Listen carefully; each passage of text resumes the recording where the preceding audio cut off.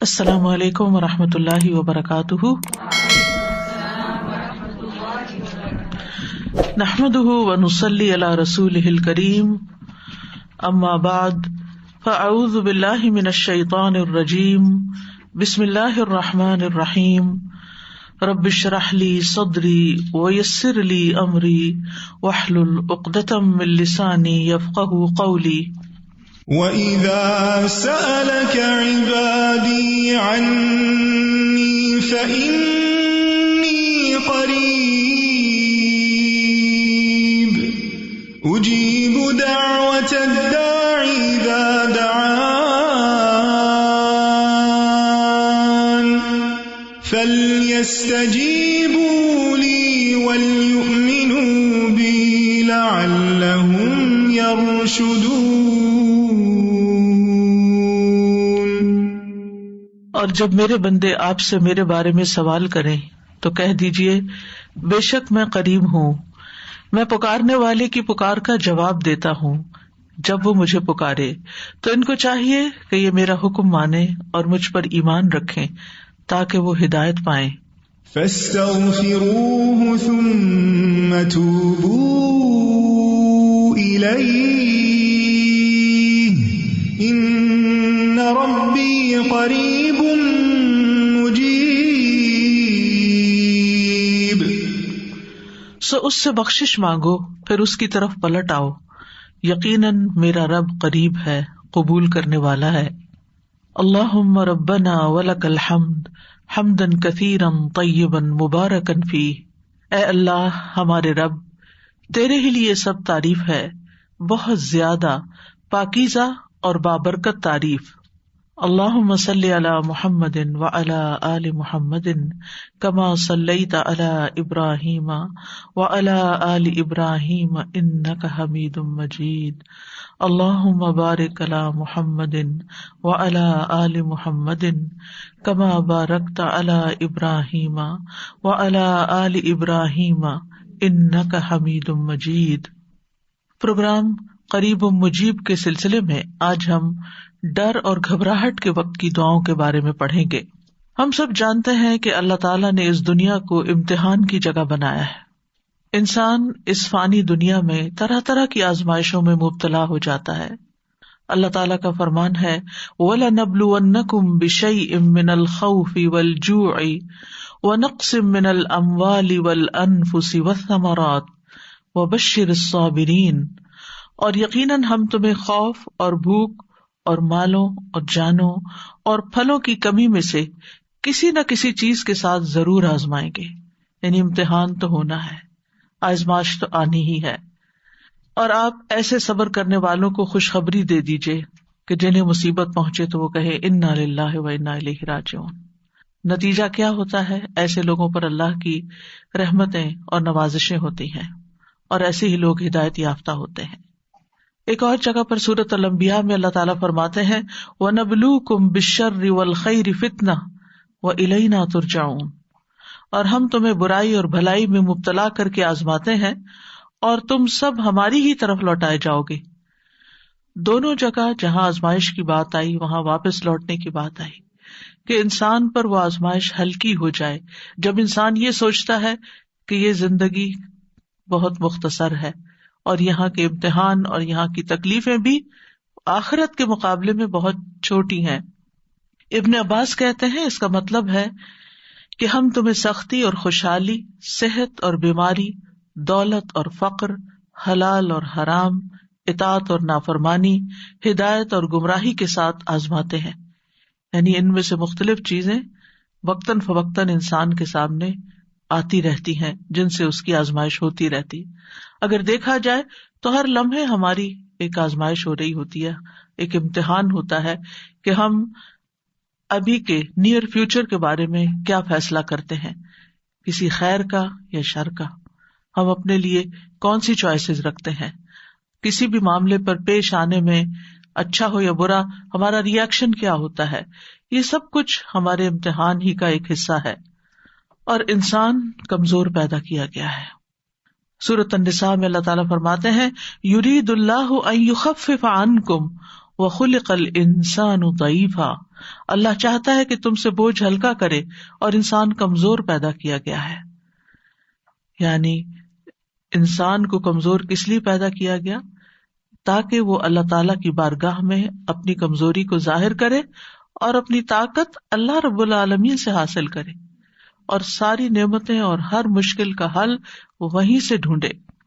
تو جب وہ اللہ تعالیٰ کے سامنے بندہ بن کے رہتا ہے، اس کے سامنے جھک جاتا ہے، اس کی عبادت کرتا ہے، اس سے اپنی محتاجی کا اظہار کرتا ہے، اس کے آگے اپنے ہاتھ پھیلاتا ہے، اس سے دعائیں کرتا ہے، تو اس کو وہ سعادت حاصل ہو جاتی ہے جس کا وہ متلاشی ہوتا ہے، اور اللہ تعالیٰ پھر اس کو اس مشکل سے نکال دیتے ہیں.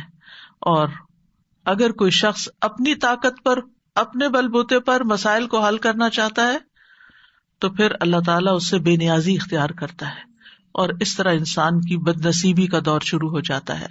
جب کوئی مشکل آئے تو اس کا مقابلہ ایمان اور توکل سے کرنا چاہیے.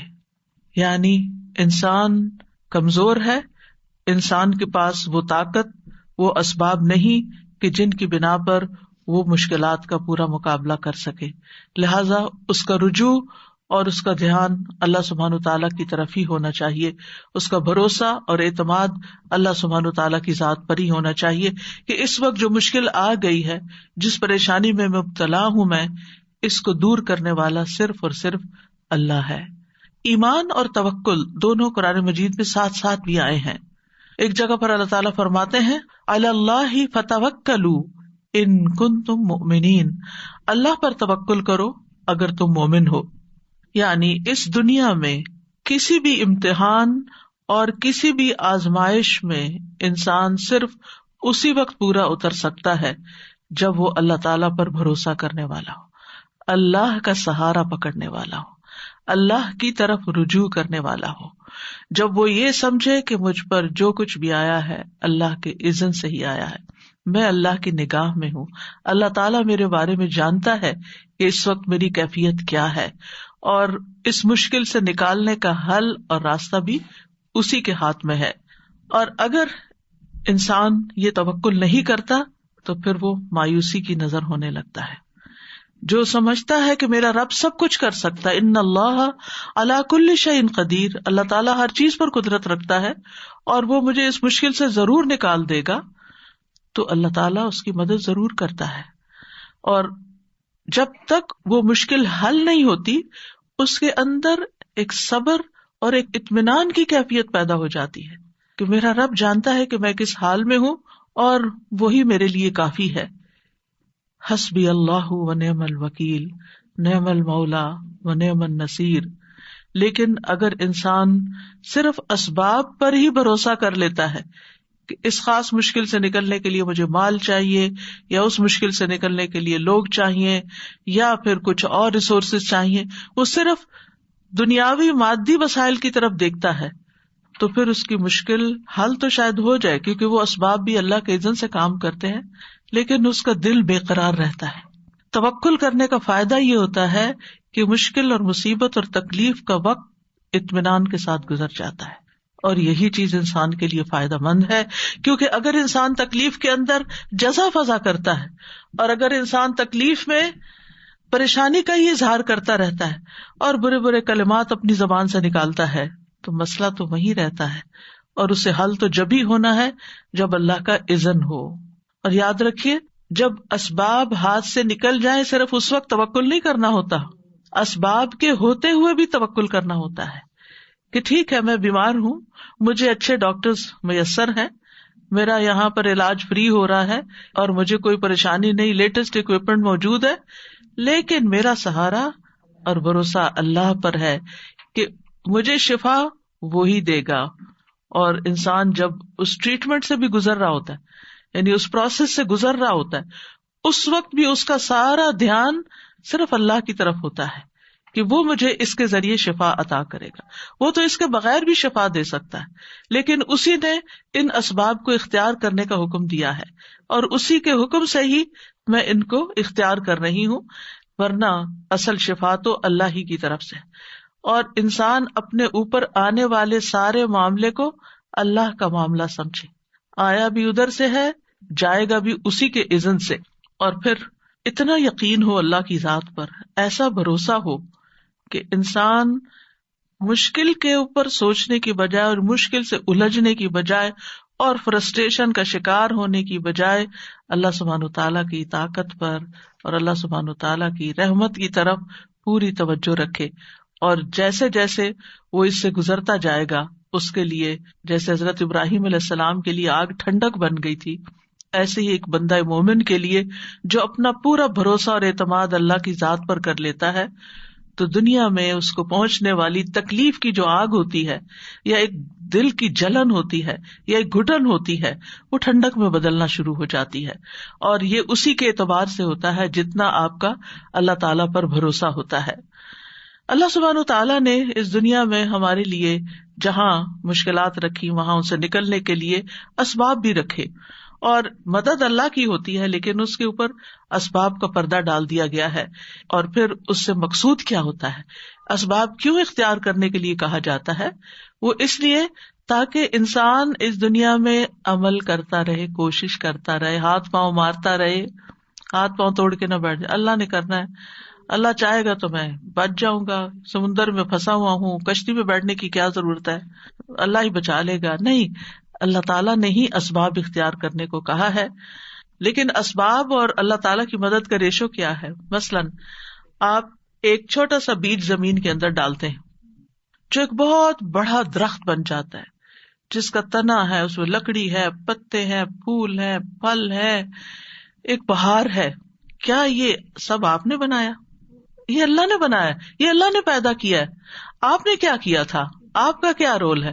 آپ نے ایک ٹائنی سا بیج زمین کے اندر ڈالا تھا، بس یہ ہے آپ کی ایفرٹ، اور باقی سب کچھ اللہ کا کرنا ہے۔ ہم چھوٹی سی ایک ٹیبلٹ کھاتے ہیں، وہ صرف ہمارا ایک سبب ہوتا ہے، باقی ہمارے سسٹم کے اندر جا کر اس سارے کو درست کرنا یا ہمیں صحت دینا، یہ سراسر اللہ سبحانہ تعالیٰ کے ہاتھ میں ہی۔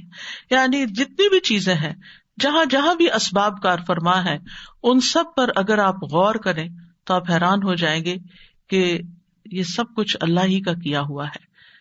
مثال کے طور پر آپ کوئی ڈگری کر لیتے ہیں اور آپ کو کوئی بہت اچھی جاب مل جاتی ہے، یا آپ کو بزنس شروع کرتے ہیں اور وہ بہت فلرش کر جاتا ہے۔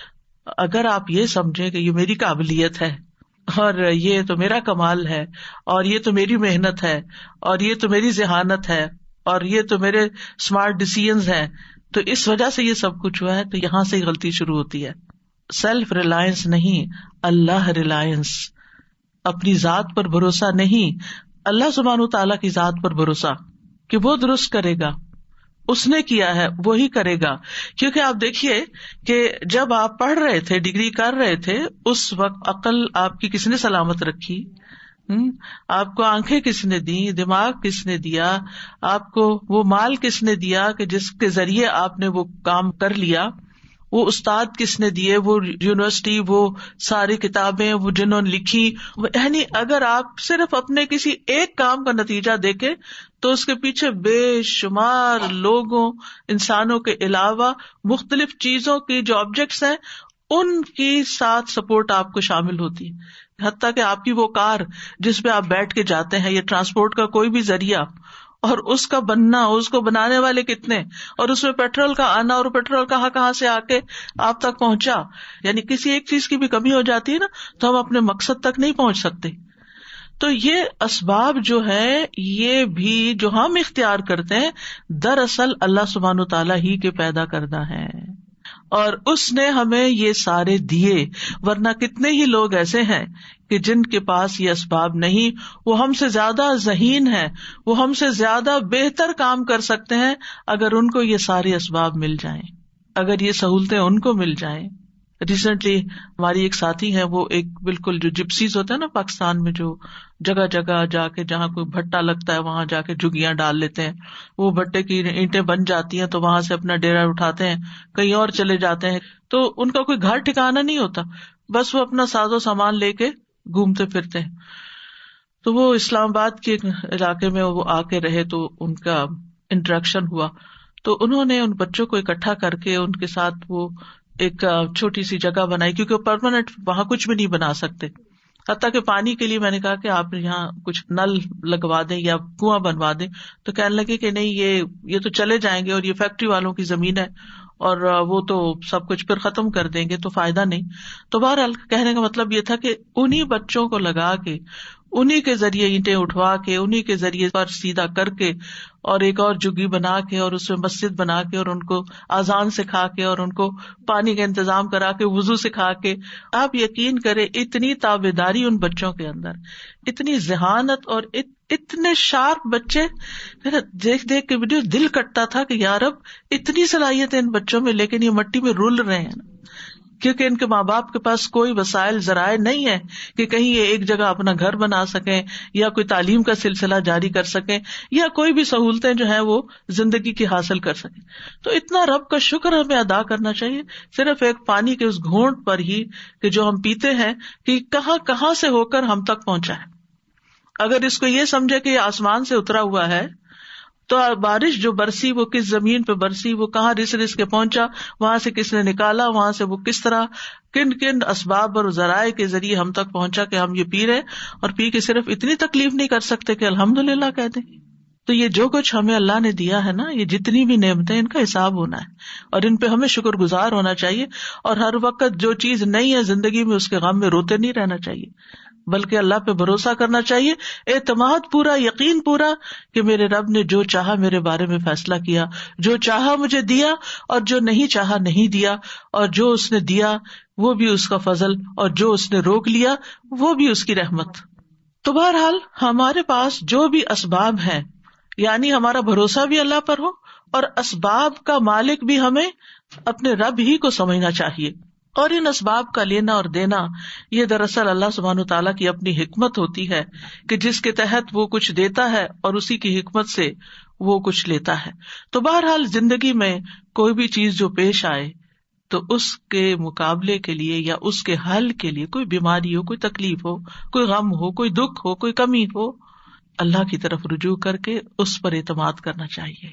سارا معاملہ اللہ کے سپرد کر کے، اللہ کے حوالے کر کے خود صبر سے کام لینا چاہیے. اور اسی میں کامیابی، صبر کے ساتھ ہی کامیابی آتی ہے.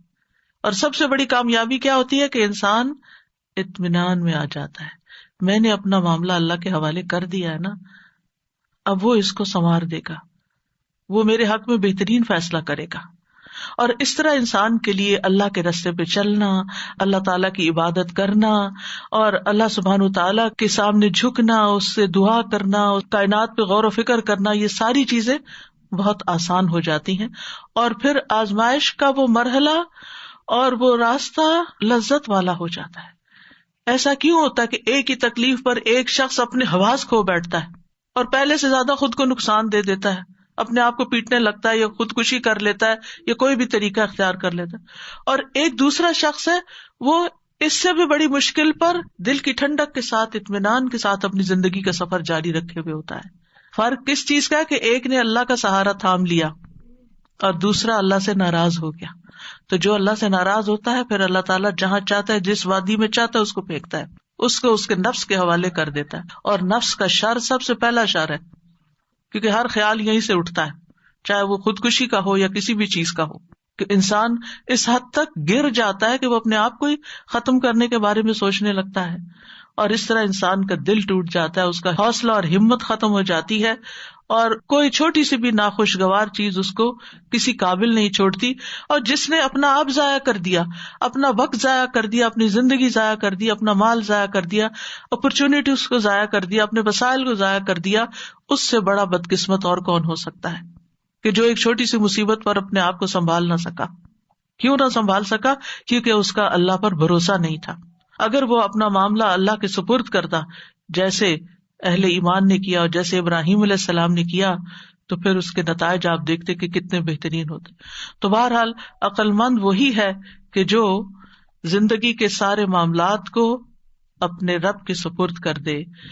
تو آج اس سلسلے میں ہم ان آیات کو سورۃ آل عمران کی دیکھیں گے جس میں اسی توکل کی بات ہوئی ہے. ارشاد باری تعالیٰ ہے، الذين قال لهم الناس إن الناس قد جمعوا لكم فاخشوهم فزادهم إيمانا وقالوا حسبنا الله ونعم الوكيل فانقلبوا بنعمة من الله وفضل لم يمسسهم سوء واتبعوا رضوان الله واللہ ذو فضل عظیم انما ذلکم الشیطان یخوف اولیاءہ فلا تخافوهم وخافون ان کنتم مؤمنین۔ وہ جن سے منافق لوگوں نے کہا کہ دشمن کے لوگ تمہارے خلاف جمع ہو گئے ہیں تو ڈرو ان سے، تو اس نے انہیں ایمان میں اور بڑھا دیا، اور وہ کہنے لگے ہمیں اللہ کافی ہے اور وہ بہترین کارساز ہے۔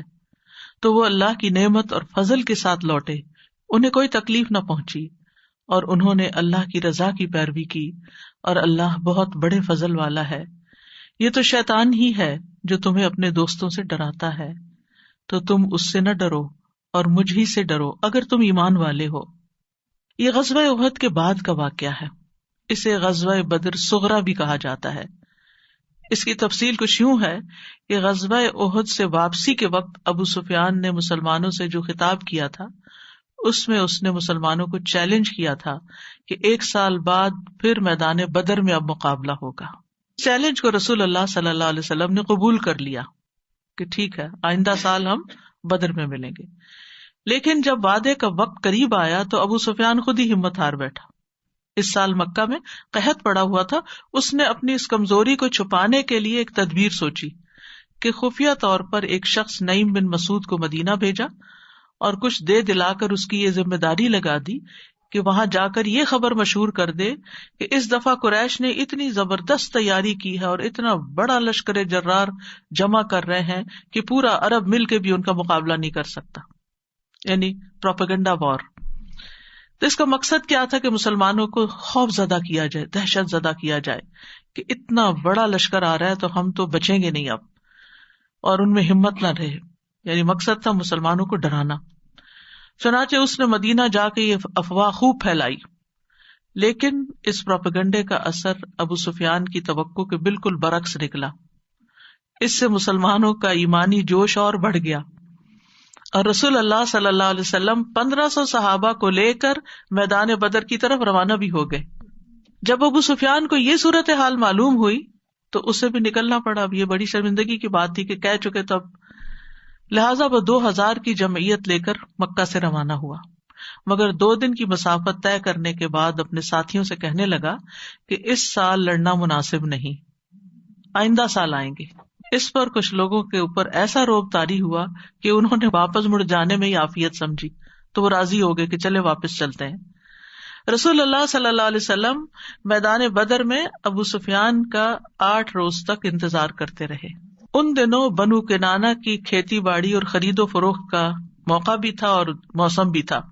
یہ ہر سال 8 دن وہاں جمع ہوتے تھے لوگ، چنانچہ مسلمانوں نے اس جگہ خوب کاروبار کیا اور خوب فائدہ اٹھا کے نفع اٹھا کر واپس لوٹے، اور ساتھ ہی یہ پتہ چل گیا کہ ابو سفیان واپس چلا گیا ہے، لہٰذا آپ صلی اللہ علیہ وسلم مدینہ واپس لوٹ آئے۔ اس کو غزوہ بدر صغریٰ کہا جاتا ہے۔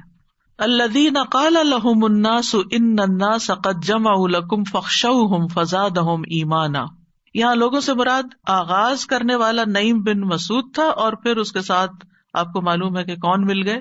منافقین مل گئے کہ جنہوں نے خوب پروپیگنڈا کیا۔ انہوں نے جب یہ سنا ان الناس قد جمعوا لكم فاخشوهم کہ ان سے ڈرو، لوگ آ رہے ہیں، تو انہوں نے بزدلی کا مظاہرہ نہیں کیا، انہوں نے اپنے ارادوں کو اور مضبوط کیا، اللہ پر مزید بھروسہ کیا، اللہ سے دعائیں کی اور اپنی عبادت کو اللہ کے لیے اور خالص کیا۔ نتیجہ کیا نکلا؟ فزادہم ایمانا، ان کا ایمان اور بڑھ گیا۔ آپ دیکھیں مشکل آتی ہے، آپ اللہ سے دعا کرتے ہیں، آپ ذکر کی کثرت کرتے ہیں، آپ نوافل پڑھتے ہیں، تو آپ اور زیادہ دین میں آ جاتے ہیں نا، آپ کے ایمان میں اضافہ ہونے لگتا ہے، یعنی نیک عمل ایمان میں اضافے کا باعث بنتے ہیں، اور ایمان میں اضافہ آپ کے توکل میں اضافے کا باعث بنتا ہے. تو اس طرح بندہ مومن کے لیے ہر آزمائش اور تکلیف اللہ کے قرب کا ذریعہ بن جاتی، وہ اللہ تعالیٰ سے اور قریب ہو جاتا ہے، کیونکہ وہ اللہ تعالیٰ سے تھوڑا غافل ہو رہا تھا، بھولا ہوا تھا، تھوڑا اور دنیا میں لگ رہا تھا، تو اللہ تعالیٰ نے اس کو مشکل میں ڈال کے اپنی طرف راغب کر لیا، اور یہ چیز اس کے لیے اور فائدے کی ہو گئی. یعنی دشمن تو ہمیشہ چاہتا ہے نا کہ نقصان پہنچا کر اس کو گرا دے اپنے اوپوننٹ کو، لیکن جس کے ساتھ اللہ کی ذات ہو وہ گرتا نہیں ہے، وہ اس شر میں سے بھی خیر پا لیتا ہے، وہ اس تکلیف میں بھی راحت پا لیتا ہے، وہ صبر سے کامیابی پا لیتا ہے اور اجر عظیم پا لیتا ہے. تو بہرحال اس آیت سے بھی پتہ چلتا ہے کہ ان کا ایمان اور بڑھ گیا، جس سے پتہ چلتا ہے کہ مختلف واقعات ہماری زندگی میں یا ایمان کے بڑھانے کا ذریعہ بنتے ہیں یا ایمان گھٹانے کا بنتے ہیں. مشکل جو ہے، تکلیف جو ہے، منافق کے ایمان میں کمی کر دیتی ہے، لیکن مومن کا ایمان مشکل کے وقت اور بڑھ جاتا ہے. وقالوا حسبنا اللہ ونعم الوکیل، اور وہ کہنے لگے کہ ہمیں اللہ ہی کافی ہے اور وہ بہترین کارساز ہے. یعنی اسباب تھوڑے ہیں ہمارے پاس، افراد تھوڑے ہیں ہمارے پاس، لیکن ہمارے ساتھ اللہ جو ہے، اور جس کے ساتھ اللہ ہو اس کے لیے کسی چیز کی کمی نہیں ہوتی. حسبنا اللہ ونعم الوکیل. حسب کا مطلب ہوتا ہے کافی ہونا، کفایت کرنا. یعنی مسلمان اس بات پر ایمان رکھتا ہے کہ اللہ تعالیٰ اپنی قدرت، اپنی عظمت، اپنے جلال اور اپنی بے پایاں رحمت کے ساتھ بندے کو ہر اس چیز سے کافی ہے جو اس کو پریشانی میں ڈالے ہوئے ہے. جو بھی اس کو مصیبت آئے تو وہ اللہ کی تدبیر سے، اللہ کی قوت سے ہر خطرہ ٹل سکتا اور وہ پریشانی دور ہو سکتی ہے. جس سے مومن کو ڈر لگتا ہے اور جس سے وہ دشمن سے ڈرتا ہے جو مومن کو نقصان دینا چاہتا ہے. تو اس طرح مومن اللہ پر بھروسہ کر کے اپنے آپ کو ایک حفاظت میں پاتا ہے اور اس مشکل سے بچ بھی جاتا ہے اور اس کے برے نتائج سے بھی بچ جاتا ہے. ونعم الوکیل کا مطلب ہے کہ میں اس رب کی تعریف کرتا ہوں، کتنا اچھا کارساز ہے. تعریف ہو رہی ہے نا اللہ کی کہ جو ہمیں کافی ہے، جو ہماری ضرورت کو پوری کر دے گا، جو ہماری مشکل کو آسان کر دے گا. ابن قتیبہ کہتے ہیں کہ وکیل کا معنی ہے کفیل. انسان کے مال میں اس کا کفیل وہ ہوتا ہے جو اس کی کفالت کرتا ہے، اس کی حفاظت کرتا ہے، اس کو قائم رکھتا ہے. خطابی کہتے ہیں کہ وکیل وہ ہوتا ہے جو بندوں کے رزق اور اس کی مصلحتوں کی ضمانت دینے والا ہو. تو اللہ سبحانہ و تعالیٰ تمام جہانوں کی حفاظت کا ذمہ دار ہے. نعم الوکیل اللہ تعالیٰ کی تعریف کا کلمہ ہے کہ اللہ تعالیٰ ہی حفاظت کرنے والا ہے. وہی کار ساز، کام بنانے، کار ساز کا مطلب ہوتا ہے کام بنانے والا ہے، ہم پر احسان کرنے والا ہے. اور جو اللہ پہ توکل کرتا ہے اللہ تعالیٰ اس کو کافی ہو جاتا ہے اور اس کو وہاں سے مدد ملتی ہے جہاں سے وہ سوچ بھی نہیں سکتا. اور اس طرح اجر و ثواب بھی بڑھتا ہے، درجات بھی بلند ہوتے اور دنیاوی مشکلات بھی حل ہو جاتی ہیں. فانقلبوا بنعمت من اللہ وفضل لم یمسسہم سوء. اس توکل کا نتیجہ کیا نکلا کہ وہ اللہ کی نعمت اور فضل کے ساتھ واپس لوٹے. یعنی وہاں نفع بھی کمایا، کاروبار بھی کیا اور بغیر کسی شر تکلیف پہنچے واپس آئے. لم یمسسہم سوء، انہیں کوئی تکلیف نہ پہنچی. یعنی عافیت کے ساتھ، ایمان میں اضافے کے ساتھ اللہ کی مدد پر اور کتنا بھروسہ اور یقین بڑھ گیا ہوگا کہ اللہ سبحانہ تعالیٰ نے ہمیں کس طرح محفوظ رکھا اس جنگ سے. یعنی دشمن سے سلامت رہے، عافیت ہوئی اور مزید اللہ تعالیٰ کی مہربانیاں ہوئی، کاروبار میں نفع ملا اور اللہ تعالیٰ کی خاص نعمت حاصل ہو گئی ان کو. یعنی کوئی ایسی چیز انہیں نہیں پہنچی کہ جس سے انہیں کوئی غم ہوتا یا تکلیف ہوتی یا پریشانی ہوتی. بغیر کسی پریشانی، جتنا خوف پھیلایا گیا تھا اس کے مقابلے میں امن اور اطمینان اور سکون اور خوشی اور مال لے کر واپس لوٹے. واتبعوا رضوان اللہ، اور اس سے بڑی چیز کیا حاصل ہوئی کہ انہوں نے اللہ کی رضا کی پیروی کی. یعنی اللہ کی اطاعت کی. کوئی ایسا کلمہ منہ سے نہیں نکالا، کوئی ایسی بات نہیں منہ سے نکالی کہ جس سے اللہ ناراض ہو، بلکہ اور زیادہ اللہ کا ذکر کیا. واللہ ذو فضل عظیم، اور اللہ تو بہت بڑے فضل والا ہے. یعنی اللہ کے فضل کو تو کوئی شمار ہی نہیں کر سکتا. اللہ کا فضل بہت زیادہ ہے، بہت بڑا. ان صحابہ پر تو اللہ کا فضل بہت ہی بڑا رہا کہ اللہ کی رضا بھی حاصل ہو گئی، جنگ کی سختی بھی نہ رہی، دشمن بھی مرعوب ہو گیا کہ مسلمان ایسے بزدل نہیں ہے، وہ جھوٹے پراپیگنڈے ان پہ اثر نہیں کرتے، اور پھر مالی فائدے بھی ہوئے، یعنی ہر طرح کی کامیابیاں، مادی، روحانی، جسمانی، ہر طرح کے فائدے لے کر واپس آئے. پھر فرمایا انما ذالکم الشیطان یخوف اولیاءہ فلا تخافوہم وخافون ان کنتم مؤمنین. یہ تو دراصل شیطان ہے جو اپنی پیروی کرنے والوں کو ڈراتا ہے. نفس کے بعد شیطان دشمن ہے انسان کا، کہ جو ایسے مواقع پر انسان کو خوف زدہ کرتا ہے، اس کے دل میں وسوسے ڈالتا ہے. تو ایمان والے اللہ سے ڈرتے ہیں، کسی اور سے نہیں ڈرتے. یعنی شیطان کے دوستوں مشرکین سے ڈرنے کی ضرورت نہیں ہے، بلکہ اس کے مقابلے میں صرف اللہ کا ڈر ہی کافی ہے. اور یہی پسندیدہ خوف ہے، ایسا خوف کہ جو انسان کو اللہ کے حرام کردہ کاموں سے روک دے. یعنی اللہ کا خوف کیوں ضروری ہے؟ کہ جس کی وجہ سے انسان غلط کاموں سے بچ جائے. تو بہرحال یہ حسبنا اللہ و نعم الوکیل بہت بہترین دعا ہے جو خوف، ڈر، گھبراہٹ، پریشانی کے موقع پر انسان کو کثرت سے پڑھنی چاہیے پورے یقین کے ساتھ. اور یہ حقیقت ہے کہ جو سچے دل سے پوری سچائی کے ساتھ اللہ پر بھروسہ کر لیتا ہے تو اللہ تعالیٰ اس کے معاملات کے لیے کافی ہو جاتا ہے، اس کی دین دنیا کی پریشانیوں میں کفایت کرتا ہے. آزمائشیں انعامات بن جاتی ہیں، اور محتاجی دولت مندی بن جاتی ہے، اور پریشانیاں خوشی میں بدل جاتی ہیں. ایمان میں اضافہ ہو جاتا ہے، یقین بڑھ جاتا ہے. تو جب انسان کو کوئی فائدہ ہو اس وقت بھی پڑھنا چاہیے حسبنا اللہ و نعم الوکیل. کوئی نقصان درپیش ہو اس موقع پر بھی یہی پڑھنا چاہیے. ابن عباس کہتے ہیں اس کلمے کو ابراہیم علیہ السلام نے اس وقت کہا تھا جب انہیں آگ میں ڈالا گیا تھا، اور یہی کلمہ محمد صلی اللہ علیہ وسلم نے اس وقت کہا جب لوگوں نے ان کو ڈرانے کے لیے کہا تھا کہ لوگوں نے تمہارے خلاف فوج جمع کر لی ہے. اور اسی کلمے کی وجہ سے ابراہیم علیہ السلام کو کفایت ملی تھی. قالوا حرقوه وانصروا آلهتكم ان كنتم فاعلين قلنا يا نار كوني بردا وسلاما على ابراہیم وارادوا به كيدا فجعلناهم الاخسرين. انہوں نے کہا اسے جلا دو اور اپنے معبودوں کی مدد کرو کیونکہ یہ ان کے خلاف ہے، اگر تم کچھ کرنے والے ہو. ہم نے کہا اے آگ تو ابراہیم پر سراسر ٹھنڈک اور سلامتی والی بن جا. انہوں نے اس کے ساتھ ایک چال چلنے کا ارادہ کیا تھا، ہم نے انہی کو انتہائی خسارے میں ڈال دیا. دنیا کے اعتبار سے بھی ناکام ہوئے اپنی چال میں، اور آخرت میں بھی ناکامی ان کے منتظر ہے.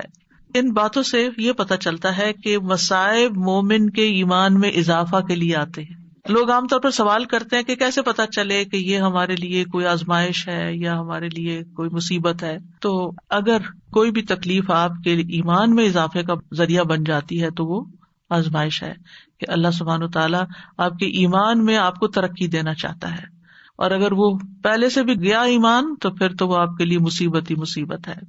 پھر اسی طرح یہ ہے کہ جو سچے مومن ہوتے ہیں وہ دشمنوں کے جمع ہونے اور دشمنوں کی چالوں سے نہیں گھبراتے، وہ فوراً اللہ کی پناہ لیتے ہیں. ایک اکیلے اللہ کو اپنے لیے کافی سمجھتے ہیں جو سارے دشمنوں پر حاوی ہے، سب پر بھاری ہے. جب ان پہ کوئی مشکل آتی ہے تو کیا کہتے ہیں انا الی اللہ راغبون، ہم اللہ کی طرف رغبت کرنے والے ہیں. اور پھر جس کے ساتھ اللہ ہو، اگر پوری دنیا بھی اس کو چھوڑ جائے نا، ماں باپ، دوست احباب، رشتے دار، ہسبینڈ وائف، جو بھی چھوڑ دے اس کو فرق نہیں پڑتا. کہتے اللہ ہے نا، جس اللہ نے پہلے میرے لیے سارے انتظام کیے تو وہ دوبارہ بھی کر دے گا. تو اس کا خوف نکل جاتا ہے کیونکہ وہ جانتا ہے کہ اللہ بہت بڑے فضل والا ہے. وہ آتا ہے نا ہجرت کرنے والوں کے لیے وَمَن يَخْرُجْ مِن بَيْتِهِ مُهَاجِرًا إِلَى اللَّهِ وَرَسُولِهِ ثُمَّ يُدْرِكْهُ الْمَوْتُ فَقَدْ وَقَعَ أَجْرُهُ عَلَى اللَّهِ. دنیا میں بھی غنائم ملتے ہیں اور آخرت کے لیے بھی اجر مقرر ہو جاتا ہے. اسی طرح ایک اور دعا جو نبی صلی اللہ علیہ وسلم کو سکھائی گئی فَإِن تَوَلَّوْا فَقُلْ حَسْبِيَ اللَّهُ لَا إِلَهَ إِلَّا هُوَ عَلَيْهِ تَوَكَّلْتُ وَهُوَ رَبُّ الْعَرْشِ الْعَظِيمِ.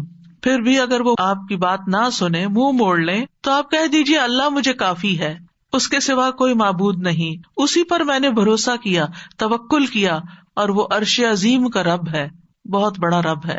یہ بہت بابرکت دعا ہے.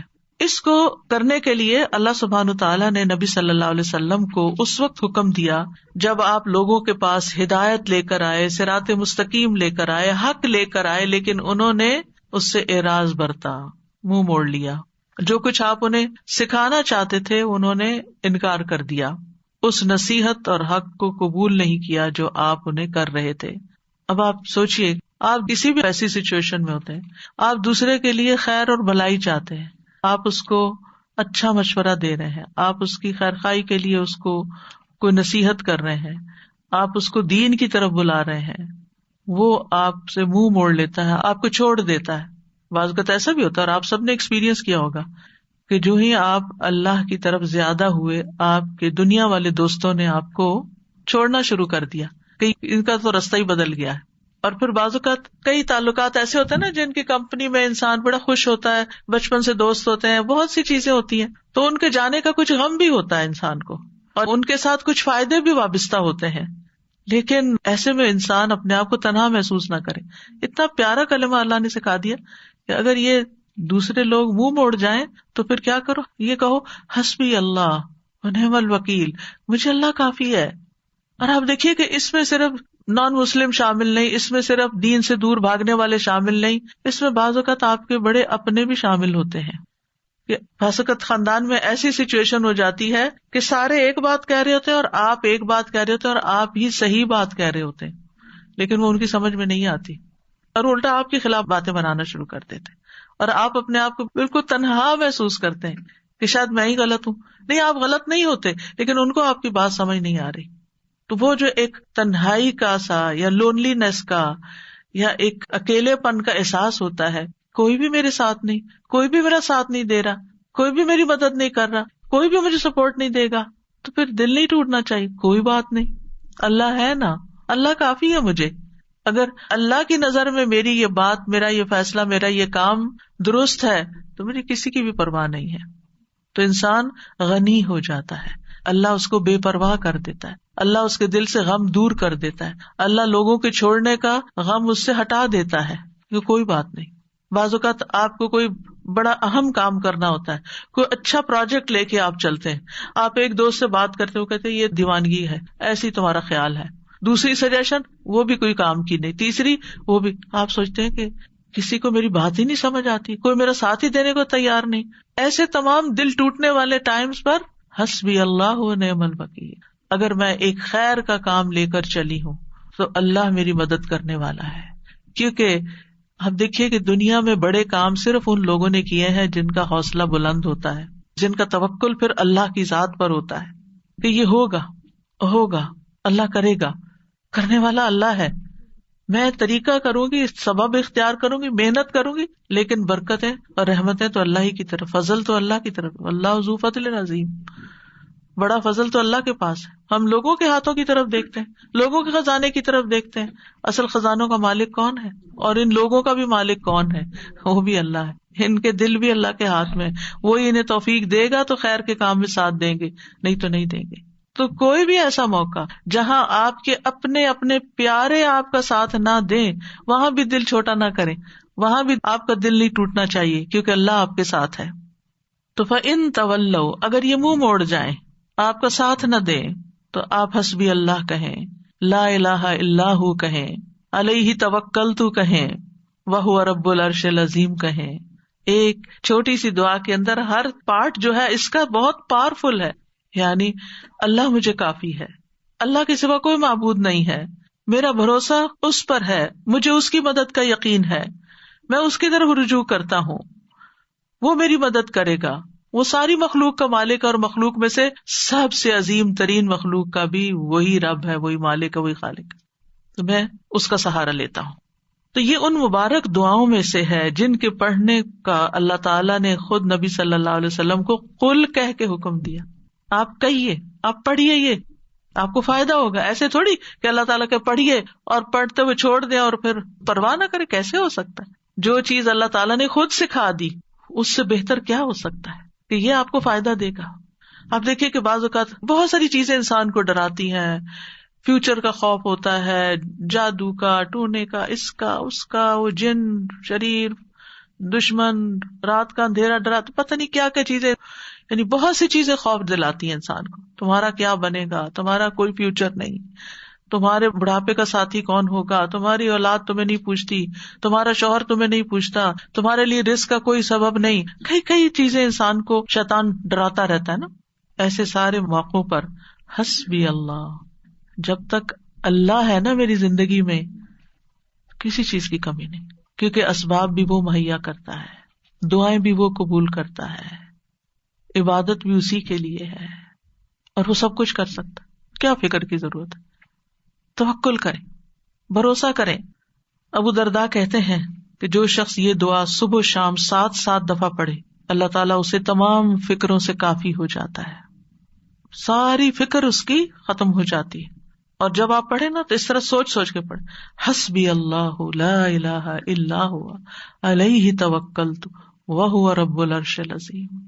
جو بھی نیکی کا کام آپ کرنا چاہیں، کیونکہ کچھ لوگوں کا حال یہ ہوتا ہے جب ان سے کچھ بھی کہا جاتا ہے نہیں کر لو، کہتے ہیں میں نہیں کر سکتا، آئی ڈونٹ تھنک کہ میں اس قابل ہوں، میں تو اس قابل نہیں، مجھ سے نہیں ہوگا، میرا نہیں خیال میں کر پاؤں گی، مجھے نہیں لگتا کہ میں یہ پڑھ پاؤں گی یا وہ کر لوں گی.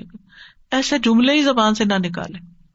اس وقت کیا کریں، اللہ کی مدد ہوگی تو انشاءاللہ میں کر لوں گی، اللہ میری مدد کرے گا، حسبی اللہ لا الہ الا اللہ، اللہ ہے نا، اللہ کروائے گا.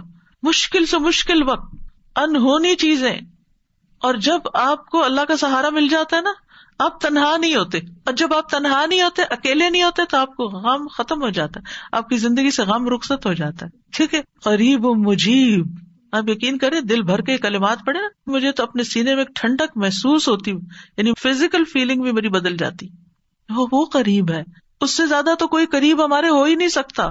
ہم انسانوں کو قریب سمجھتے ہیں، نہیں، ان کی تو اپنی بہت سی مشکلات ہیں، وہ تو اپنے لیے بھی کافی نہیں ہے، ہمارے لیے کہاں ہوں گے. اور پھر میری دعاؤں کو بھی وہ سننے والا ہے، اس لیے مجھے کس بات کا فکر ہو، کس بات کا غم. تو یہ دعا دین و دنیا کی پریشانی دور کرنے کا ذریعہ ہے، ہر مصیبت سے کفایت کرتی ہے جو بندے کو پریشان کرتی ہے. اسباب اختیار کرنے کے بعد اللہ پر بھروسہ کرنا ہی کامل توحید ہے. اللہ پر توکل کرنا اللہ کے کافی ہونے کا سبب ہے. اور یہ کلمہ توحید ہے نا، لا الہ الا ہو، اس کی بنا پر انسان کو دنیا اور آخرت میں نجات ملتی ہے. آخرت میں جنت کی کنجی بھی یہی ہے، توحید خالص. اور جب مشکل میں آپ نے سب کو چھوڑ دیا نا، صرف اللہ کو پکڑا، تو آپ کی توحید پکی ہو گئی. اور پھر آپ نے اس دعا میں توحید، توکل اور اللہ کے رب ہونے کا وسیلہ پکڑا. اور کبھی یہ دعا جو ہے طلب کی بجائے خبر کے صیغے میں بھی مانگی جاتی ہے، مطلب صرف اللہ کے بارے میں اچھا گمان اپنا رکھنے کو. تو یہ توکل ہے کیا چیز، تھوڑا سا اس پہ بات کر لیتے ہیں. توکل کا مطلب ہوتا ہے اپنی بے بسی کا اظہار کرنا اور اپنے علاوہ کسی دوسرے پر اعتماد کرنا. میں کمزور ہوں، میرے پاس کچھ نہیں، تو ہی سب کچھ ہے.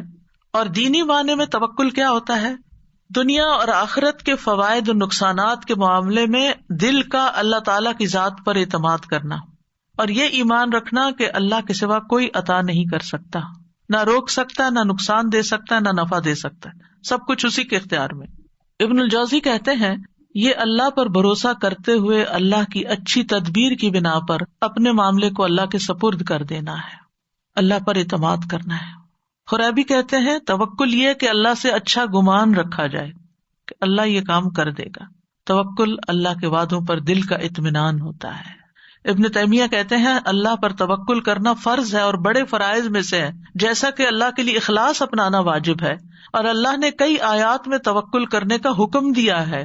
یہ وضو کرنے کے حکم غسل جنابت کے حکم سے بھی بڑا حکم ہے، اور اللہ نے اپنے علاوہ کسی اور پر توکل سے منع کیا. یعنی وضو کا حکم تو ایک دفعہ آیا نا، جنابت سے غسل کا حکم تو قرآن میں ایک دفعہ آیا، توکل کا حکم کئی دفعہ آیا. تو ہم وضو کا اہتمام تو ضرور کرتے ہیں، پاکیزہ ہونے کا اہتمام کرتے ہیں، لیکن جب توکل کی باری آتی ہے تو ہم فیل ہو جاتے ہیں، وہ ہمیں یاد نہیں رہتا. پھر سعید بن جبیر کہتے ہیں اللہ پر توکل کرنا ایمان کا خلاصہ ہے. ابو محمد سہل کہتے ہیں مقامات میں توکل سے زیادہ باعزت کوئی اور مقام نہیں. اللہ تعالیٰ اپنے نبی کو حکم دیتے ہیں فَتَوَكَّلْ عَلَى اللَّهِ إِنَّكَ عَلَى الْحَقِّ الْمُبِينِ، پورا کانفیڈینس دیا، آپ اللہ پہ بھروسہ کیجئے، آپ واضح حق پر ہیں، آپ سچ پر ہیں. ایک اور جگہ پر ہے وَتَوَكَّلْ عَلَى الْحَيِّ الَّذِي لَا يَمُوتُ وَسَبِّحْ بِحَمْدِهِ، اس زندہ ہستی پر بھروسہ کیجئے، یعنی اللہ پر جو نہیں مرے گا، اور اس کی حمد کے ساتھ تسبیح کیجئے. ہم کس پر بھروسہ کر رہے ہوتے ہیں؟ انسانوں پر جو کہ ختم ہو جانے والے. مومنوں کو حکم دیا وَعَلَى اللَّهِ فَلْيَتَوَكَّلِ الْمُتَوَكِّلُونَ، توکل کرنے والوں کو اللہ پر توکل کرنا چاہیے. رب المشرق والمغرب لا الہ الا هو فاتخذہ وکیلا، مشرق اور مغرب کا رب ہے، اس کے سوا کوئی معبود نہیں، سو اسی کو کارساز بناؤ، اس کو اپنا کام درست کرنے والا سمجھو. توکل اللہ پر ایمان ہونے کی علامت ہے. توکل وہی کر سکتا ہے جس کا اللہ پر ایمان ہو. جس کے پاس ایمان نہیں اس کا توکل بھی نہیں ہوتا. جتنا ایمان زیادہ ہوگا اتنا توکل زیادہ ہوگا، جتنا ایمان کم ہوگا اتنا توکل کم ہوگا، جتنا توکل کم ہوگا اتنا ایمان کم ہوگا، جتنا توکل بڑھے گا اتنا ایمان بڑھے گا. دونوں لازم و ملزوم ساتھ ساتھ بڑھتے جاتے ہیں. یہ اسلام لانے کا تقاضا ہے. موسیٰ علیہ السلام نے کہا میری قوم ان کنتم آمنتم باللہ فعلیہ توکلوا ان کنتم مسلمین، اگر مسلمان ہو نا تو پھر دشمن سے نہیں ڈرو، اللہ سے ڈرو، اللہ پہ بھروسہ کرو، کیونکہ نفع نقصان کا مالک تو صرف وہ ہے. بندوں پہ جب آپ بھروسہ کرتے ہیں نا وہ بھول جاتے ہیں. اوہ سوری آپ نے یہ کام کہا تھا، سوری یہ وجہ ہوگی تھی میں ٹائم پر نہیں پہنچ سکا. کئی مشکلات ان کی زندگی میں ہوتی ہیں، وہ خود بھی نہیں رہتے. لیکن اگر آپ اللہ پہ بھروسہ کرتے ہیں تو اللہ تعالیٰ کو ہمیشہ ہے، ہمیشہ رہے گا، اور وہ ہمیشہ مدد کر سکتا ہے. حالات تبدیل ہوتے رہتے ہیں، لوگ آپ کی زندگی میں تبدیل ہوتے رہتے ہیں، جگہیں تبدیل ہوتی رہتی ہیں، سچویشن تبدیل ہوتے رہتے ہیں، لوگوں کی لائلٹیز تبدیل ہوتی رہتی ہیں، لوگوں کے دل بدلتے رہتے ہیں، مالی حالات بدلتے رہتے ہیں. اس دنیا میں ہر لمحہ ایک چینج آ رہا ہوتا ہے، غیر محسوس چینج، اور بعض اوقات ہم اس کو ٹیکل نہیں کر سکتے کیونکہ ہمارے اندر بھروسہ نہیں ہوتا، توکل نہیں ہوتا. جو توکل کرتا ہے وہ ہر تبدیلی کے اندر کام ہوتا ہے. موسم بدل رہا ہے کوئی بات نہیں، کوئی بھی چیز پسند کے خلاف کوئی بات نہیں، سب ٹھیک ہو جائے گا. تو اللہ سبحانہ وتعالی نہ ہم سے غافل ہے اور نہ ہی ہم سے دور ہے، اس لیے کسی اور کو کارساز بنانے کی بجائے اسی کو سہارا سمجھا جائے. کیونکہ جو اللہ کے سوا دوسروں کو سہارا بناتا ہے تو ایسے سہارے کمزور ہوتے ہیں. مکڑی کا گھر اس کی مثال دی گئی قرآن میں. تو ہر کام کا ارادہ کرنے کے بعد اللہ پہ بھروسہ کرے. فَإِذَا عَزَمْتَ فَتَوَكَّلْ عَلَى اللَّهِ، عزم کر لیا توکل اللہ پر. لوگوں کا ڈر ہو تو بھی توکل اللہ پر. لوگ منہ موڑ رہے ہو تو توکل اللہ پر. کوئی چیز غم زدہ کرتی ہے توکل اللہ پر. جان کو خوف لاحق ہے توکل اللہ پر. جیسے جادوگروں نے کہا تھا فرعون کے مقابلے میں فقد ما انت قاد، جو فیصلہ کرنا کر لو، ہم تو اللہ کی طرف جانے والے، تم ہمارا کیا بگاڑ لو گے. جادوگر تھے، کس حرام کام میں پڑے ہوئے تھے، ایمان آیا کہاں پہنچ گئے، سارا ڈر ہی نکل گیا اندر سے. جب کسی کی سازشوں کا علم ہو، کوئی چالیں چل رہے ہمارے خلاف، توکل اللہ پہ، کیونکہ ہم نہیں نبٹ سکتے لوگوں کی چالاکیوں سے، اللہ نبٹنے والا کافی ہے. دشمنوں کا خوف ہو، کوئی بھی مدد اور نصرت چاہیے، توکل اللہ پہ. کوئی اذیت دے، کوئی تکلیف دے، کوئی پریشان کرے جہاں سے آپ کو خوف لائق رہتا ہے، اب پتہ نہیں یہ میرے ساتھ کیا کرے گا، اس نے پہلے بھی جادو کیا تھا مجھ پہ، وہ بڑا مشکل ٹوٹا، اب پھر یہ پھر کر دے گا مجھ پہ. نہیں، عام طور پہ لوگوں کی یہ ذہنی کیفیت رہتی ہے نا، وہ فلاں آیا تھا نا مجھے نظر لگ گئی تھی، اب یہ پھر آ گیا ہے، اب پھر یہ کچھ کر کے جائے گا. نہیں، مت ڈریں، اللہ کافی ہے. جب ایسا کوئی خوف آنے لگے، حسبی اللہ و نعم الوکیل، کوئی کچھ بھی نہیں کر سکتا، اللہ ہے نا بس. اگر کوئی الزام لگائے آپ پر، آپ کو کوئی جھوٹا کہے، کوئی اور طرح سے تنگ کرے، تکلیف دے، تو اللہ پہ بھروسہ کرے کہ اللہ تو کافی ہو جائے ان سے مجھ کو. پھر اسی طرح بعض اوقات انسان کو کچھ کمپرومائز کرنے پڑتے ہیں، کسی کے ساتھ صلح کرنی پڑتی ہے، کچھ اپنے حق چھوڑنے پڑتے ہیں. بعض اوقات آپ لیٹ گو کر دیتے ہیں اپنا کوئی حصہ کہ اپنے بہن بھائی سے لڑائی ختم کر کے، تو پھر آپ سوچتے میرا کیا ہوگا. تو اللہ پہ توکل ہے، اللہ کافی ہے، اللہ مجھے کہیں اور سے دے گا. میں نے اللہ کی خاطر چھوڑا ہے نا، اللہ اس سے کئی گنا زیادہ لوٹائے گا، کیونکہ اللہ کی خاطر یہ کیا ہے میں نے. پھر اسی طرح کوئی بدشگونی ہوتی ہے، کتنی چیزیں ہیں بدشگونی کی جسے لوگ ڈراتے ہیں، کالی بلی سے، پتہ نہیں اور کس کس سے، یہ رستہ کاٹ گئی، وہ فلاں نظر آ گیا. ان ساری بدشگونیوں کا مقابلہ بھی جہاں سپرسٹیشنز ہو، جہاں وہم، کیونکہ بعض لوگوں کو وہم ہی کھایا جاتا ہے، ہونا ہمانا کچھ نہیں ہوتا، یہ ان کا صرف خیال ہوتا ہے. یہ نہ ہو جائے، میں گھر سے نکلی ہوں گاڑی لے کر، پتہ نہیں کوئی ایکسیڈنٹ نہ ہو جائے، یہ جہاز پہ بیٹھنے لگی ہوں، پتہ نہیں اس کا کریش ہی نہ ہو جائے. یعنی کوئی نہ کوئی ایسی باتیں انسان کے دل میں شیطان ڈالتا رہتا ہے کہ جس سے وہ انجوائے کرنے کی بجائے اس سچویشن کو صرف خوف زدہ رہتا ہے. تو ایسے تمام توہمات، ایسی تمام خوف زدہ کرنے والی باتیں، ان کے لیے کیا کریں؟ اللہ پہ توکل کریں. پھر اسی طرح آخری زمانے کے جو فتنے ہیں، دجال کا آنا ہے، ان سب مواقع پر بھی اللہ پر بھروسہ، اللہ کا دامن تھامے، اللہ کی طرف رجوع کریں. جب نبی صلی اللہ علیہ وسلم نے ایک موقع پر دجال کے بارے میں لوگوں کو آگاہ کیا تو آپ نے فرمایا کہ جب وہ یہ دعویٰ کرے گا نا کہ میں تمہارا رب ہوں، تو جو شخص یہ کہہ دے کہ تو ہمارا رب نہیں، ہمارا رب تو اللہ ہے، ہم اسی پہ توکل کرتے ہیں، اسی کی طرف رجوع کرتے ہیں اور ہم تیرے شر سے اللہ کی پناہ میں آتے ہیں، تو اس کو اس پر تسلط حاصل نہیں ہوگا، وہ اس کو نہیں پکڑ سکے گا. اس وقت بھی ربنا اللہ علیہ توکلنا وإلیہ انبنا نعوذ باللہ من شرک، یہ اگر کوئی پڑھ لے گا تو دجال اس کا کچھ نہیں بگاڑ سکے گا. تو بہرحال جو لوگ اللہ پہ توکل کرتے ہیں، ایک طرف وہ شر سے بچ جاتے ہیں، دوسری طرف ان کو بہت سے فائدے بھی ہوتے ہیں، اللہ کی محبت ملتی ہے، کیونکہ ان اللہ یحب المتوکلین، اللہ توکل کرنے والوں سے محبت کرتا ہے، اللہ ان کو کافی ہو جاتا ہے. ومن یتوکل علی اللہ فہو حسبہ، جو اللہ پہ توکل کرے گا اللہ اسے کافی ہوگا. وتوکل علی اللہ وکفی باللہ وکیلا، اللہ پہ بھروسہ کریں، اللہ کافی ہے کارساز، پھر آپ کو اس کے سوا کسی کی مدد کی ضرورت بھی نہ رہے گی. توکل انسان کو بہادر بنا دیتا ہے، توکل انسان کو مستقبل کے خوف سے بچاتا ہے، اینگزائٹی سے بچاتا ہے. اینگزائٹی میں یہی ہوتا ہے نا کہ پتہ نہیں ابھی کیا ہوگا، پتہ نہیں ابھی ہوگا کہ نہیں، پر بے چینی بے قراری، تو توکل آپ کو اطمینان میں ڈال دیتا ہے، شیطان سے حفاظت ملتی ہے، وہم دور ہو جاتے ہیں، آخرت میں بڑا اجر ہے. وَلَأَجْرُ الْآخِرَةِ أَكْبَرُ لَوْ كَانُوا يَعْلَمُونَ الَّذِينَ صَبَرُوا وَعَلَىٰ رَبِّهِمْ يَتَوَكَّلُونَ، اور آخرت کا اجر تو بہت بڑا ہے، کاش وہ جانتے ہوتے. جن لوگوں نے صبر کیا اور اپنے رب پر ہی بھروسہ کرتے ہیں، ان کے لیے آخرت میں بہت بڑا اجر ہے، کیونکہ انہوں نے ہر موقع پر اپنی توحید خالص کر لی، اللہ پہ بھروسہ کر لیا، اللہ پہ بھروسہ کر لیا. رزق کا معاملہ ہو، بیماری صحت کا معاملہ ہو، اولاد کا معاملہ ہو، انسانوں کا معاملہ ہو، لوگوں کی پھیلائی ہوئی افواہوں کا معاملہ، کچھ بھی ہو، اللہ کافی ہے مجھے. یعنی ایسے لوگ زندگی میں سب سے زیادہ پرسکون ہوتے ہیں جو اپنے معاملات اللہ کے سپرد کر دیتے ہیں. تو اس لیے کوئی بھی چیز جب آپ کے دل میں گھبراہٹ ذرا سی بھی ڈالے، فوراً پڑھے حسبنا اللہ ونعم الوکیل یا حسبی اللہ ونعم الوکیل، حسبی اللہ لا الہ الا هو علیہ توکلت وہو رب العرش العظیم. دل میں بہت سے خوف آتے ہیں نا، یہ فوت ہو گیا تو ہماری رزق روزی کا بندوبست کیا ہوگا، بیٹا نہیں بیٹی پیدا ہوگی تو شاید مجھے طلاق ہو جائے، فلاں ہو گیا تو ایسا ہو جائے گا.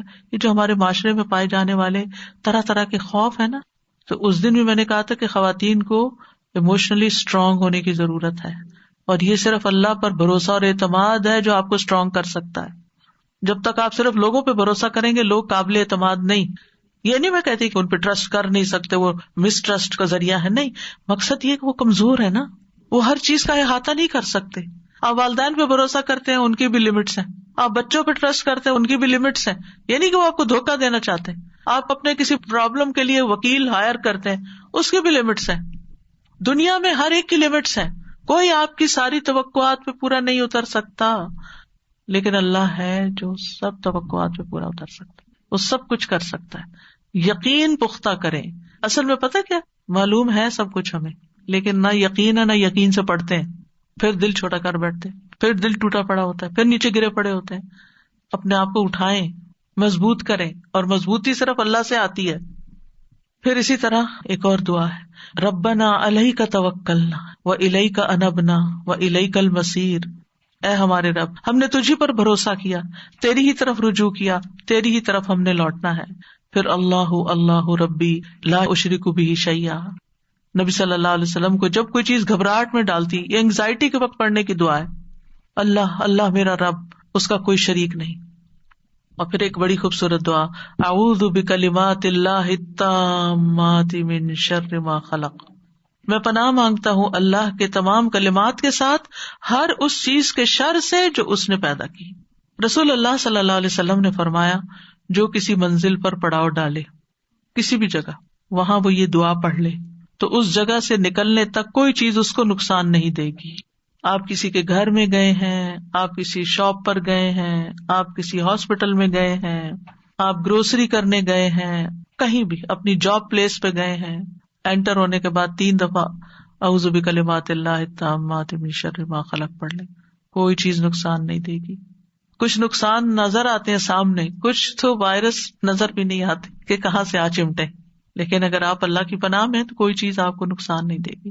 تو اعوذ، میں پناہ لیتا ہوں، میں التجا کرتا ہوں، میں اللہ سبحانہ تعالیٰ کے حوالے اپنے آپ کو کرتا ہوں. بکلمات اللہ، کلمات جمع قلت ہے لیکن کثرت پہ دلالت کرتی ہے، یعنی اللہ کے تمام کلمات کے ساتھ.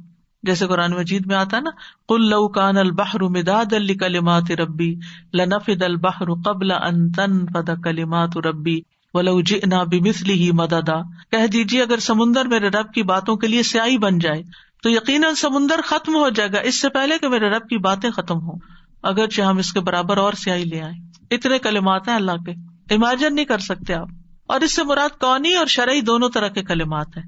کلمات سے مراد قرآن مجید بھی لیا گیا ہے جس میں شفا ہے، وہ اللہ کا کلام ہے. اور اللہ کا کلام صرف قرآن نہیں ہے، اس کے علاوہ بھی جتنے اس کے احکامات نازل ہوتے رہتے ہیں ساری مخلوق پر، وہ سارے بھی اللہ کے کلمات ہیں. اور اللہ کے تمام کلمات اپنی خبر میں اور اپنے حکم میں سچے اور عدل والے ہیں. اللہ کے کلمات نقص اور عیب سے پاک ہیں. بندوں کے کلام میں نقص اور عیب ہوتا ہے نا، کبھی وہ سخت ہوتا ہے، کبھی وہ بہت نرم ہوتا ہے، کبھی اس میں گرامیٹیکل مسٹیکس ہوتی ہیں، کبھی وہ کہنا کچھ چاہتے ہیں کہہ کچھ اور جاتے ہیں، کبھی اس میں ٹنگ سلپس ہوتی ہیں، بے شمار غلطیاں. آپ کبھی بھی ایک دفعہ لکھ کے اپنی تحریر سے راضی نہیں ہو سکتے. آپ پھر اسے ریویو کرتے، پھر کہتے یہ ٹھیک نہیں، وہ ٹھیک نہیں، ایسے نہیں ویسے نہیں، کیونکہ آپ میں نقص ہے نا. ہم کمزور انسان ہیں، لیکن اللہ تعالیٰ کے کسی کلمے میں کسی بات میں کوئی نقص ہے ہی نہیں. لہٰذا میں ان کلمات کے ساتھ اللہ کی پناہ لیتا ہوں. اللہ تعالیٰ کے کلمات میں شفا ہے، کافی ہے، شافی ہے. کس سے؟ من شر ما خلق، ہر اس چیز کے شر سے جو چیز اس نے پیدا کی. مطلب یہ ہے ویسے تو اللہ ہی خالق ہے خیر اور شر کا، لیکن ہم احترام اور ادب کے طور پر یہ نہیں کہتے کہ اس شر کو جو تو نے پیدا، نہیں یہ نہیں کہتے. ہم کہتے ہیں اس چیز کے شر سے، چیز کا شر جو تو نے پیدا کی، یعنی چیز تو نے پیدا کی اور اس کے اندر خیر اور شر دونوں رکھا، چاہے کوئی انسان ہو چاہے کوئی حیوان ہو، ہر چیز کے اندر خیر اور شر ہوتا ہے. تو اس کا خیر ہمیں عطا کر دینا، اس کے شر سے ہمیں بچا لینا. آپ کوئی بھی چیز کھاتے ہیں، پیتے ہیں، لیتے ہیں، پہنتے ہیں، اوڑھتے ہیں، ہر چیز کے اندر خیر بھی ہے اور شر بھی ہے. آپ انسانوں کے ساتھ ملتے ہیں، جلتے ہیں، ان میں خیر بھی اور ان میں شر بھی. فَأَلْهَمَهَا فُجُورَهَا وَتَقْوَاهَا. تو ہم کیا مانگ رہے ہیں کہ یا اللہ ان کا خیر تو ہمیں پہنچے لیکن ان کا کوئی شر ہمیں نہ چھوئے. کتنی جامع دعا ہے. اب مثلاً ہم ٹریٹمنٹ کرواتے ہیں، ہم کوئی دوا کھاتے ہیں، اس کے سائڈ افیکٹس بھی ہوتے ہیں. ہم کوئی سرجری کرواتے ہیں، جہاں ایک طرف فائدہ اور ہوتا ہے وہاں اس کے کئی اور مسئلے کھڑے ہو جاتے ہیں. تو یا اللہ ان ساری چیزوں کے شر سے بھی مجھے بچا لینا، لیکن خیر مجھے دے دینا. جو اس میں فائدہ ہے وہ تو ٹھیک ہے، لیکن جو شر ہے وہ اپنی رحمت سے دور کر دے. تو آپ دیکھیے کہ پھر آپ کو کہاں خوف رہے گا. ہر جگہ تو آپ یہ پڑھ سکتے ہیں. نبی صلی اللہ علیہ وسلم نے گھبراہٹ کے موقع پر ایک اور دعا بھی سکھائی تھی، وہ بھی اسی سے شروع ہوتی ہے. اعوذ بکلمات اللہ التامۃ من غضبہ وشر عبادہ ومن ھمزات الشیاطین وان یحضرون. میں اللہ کے کامل کلمات کی پناہ میں آتا ہوں، اس کی ناراضگی سے، اس کے بندوں کی شرارتوں سے، شیطان کے وسوسوں سے، اور اس بات سے کہ وہ میرے پاس آئیں. عمرو بن شعیب اپنے والد سے اور وہ اپنے دادا سے روایت کرتے ہیں کہ رسول اللہ صلی اللہ علیہ وسلم ڈر یا گھبراہٹ کے موقع پر انہیں یہ کلمات سکھایا کرتے تھے.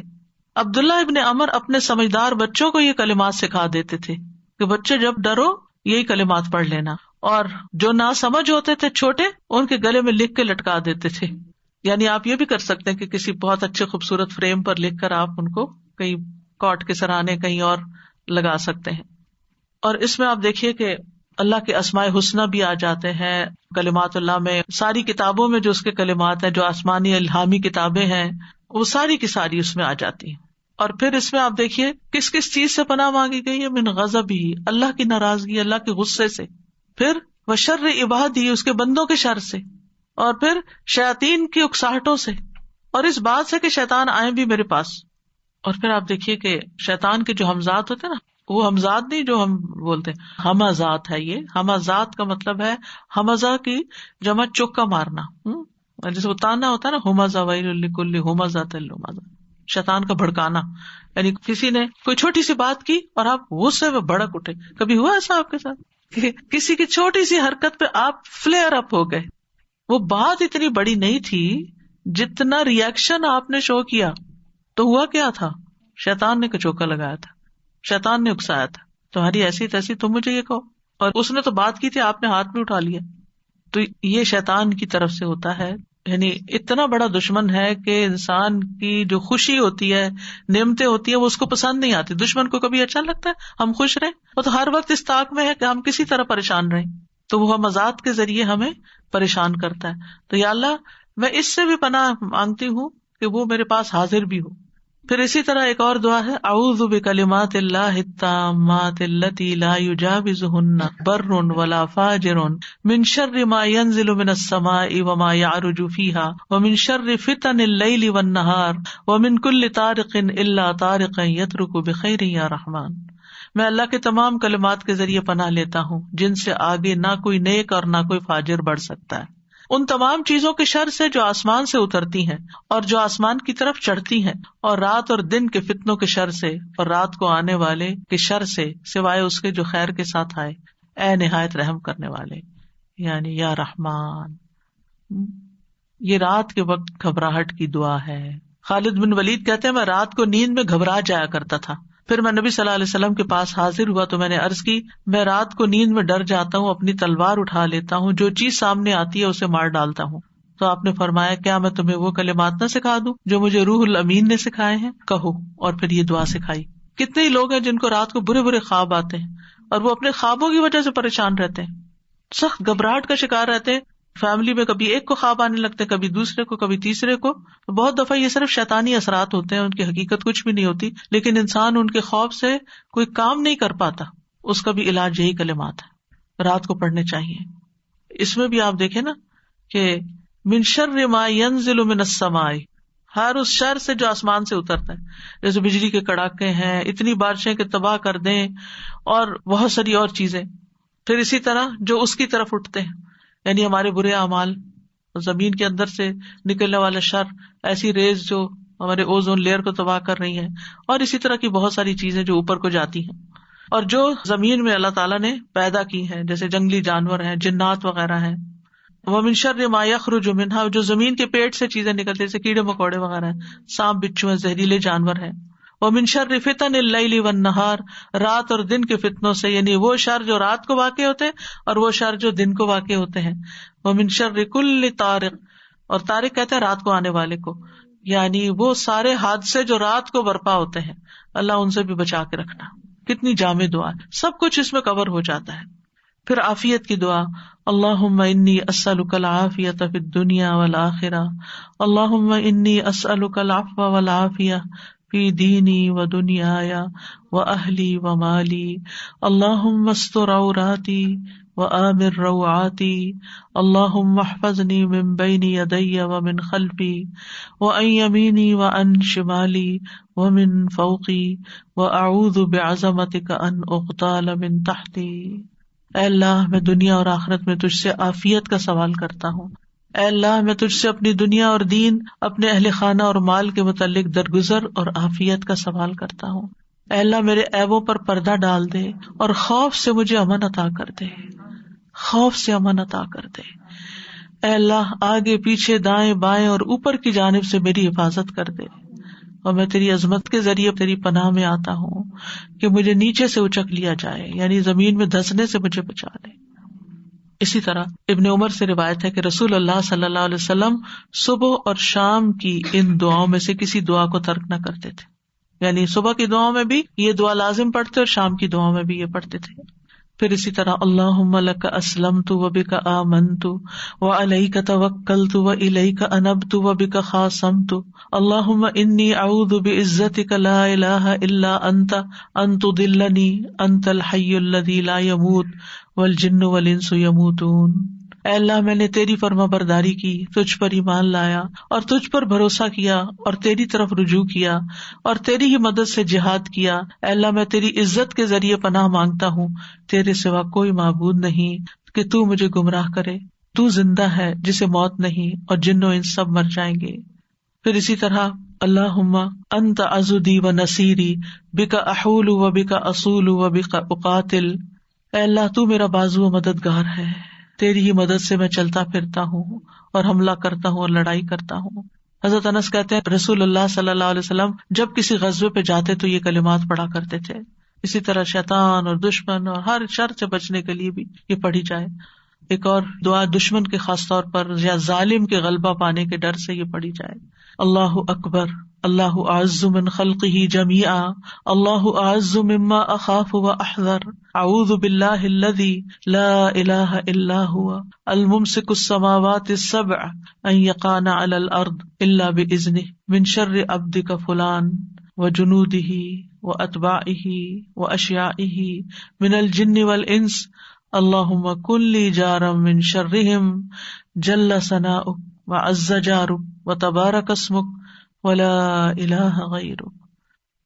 ربنا تقبل منا انک انت السمیع العلیم وتب علینا انک انت التواب الرحیم.